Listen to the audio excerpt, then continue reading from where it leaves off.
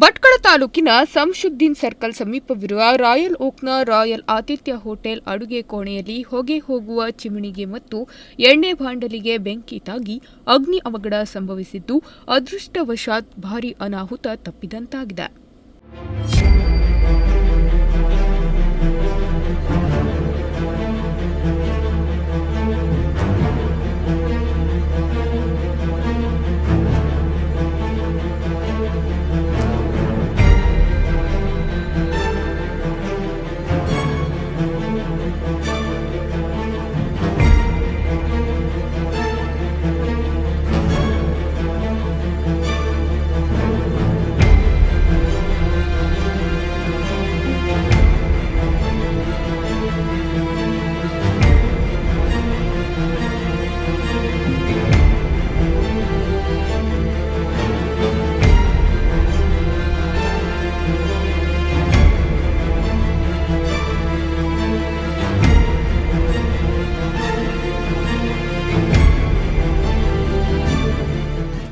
ಸೋಮವಾರ ಮಧ್ಯಾಹ್ನ ವೇಳೆಗೆ ರಾಯಲ್ ಆತಿಥ್ಯ ವೆಜ್ ಹೋಟೆಲ್ನಲ್ಲಿ ಅಗ್ನಿ ಅವಘಡ ಸಂಭವಿಸಿದೆ.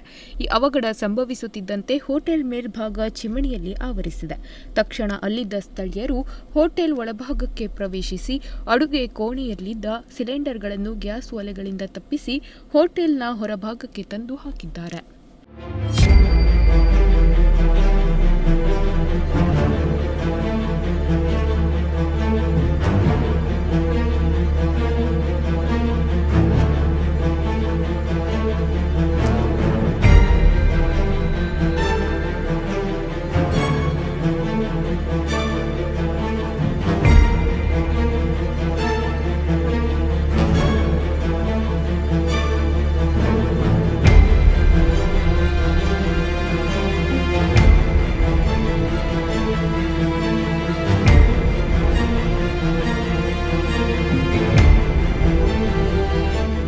ಬಳಿಕ ಸ್ಥಳಕ್ಕೆ ಬಂದ ಅಗ್ನಿಶಾಮಕ ದಳದ ಸಿಬ್ಬಂದಿಗಳು ಪರಿಸ್ಥಿತಿಯನ್ನು ಹತೋಟಿಗೆ ತಂದಿದ್ದಾರೆ.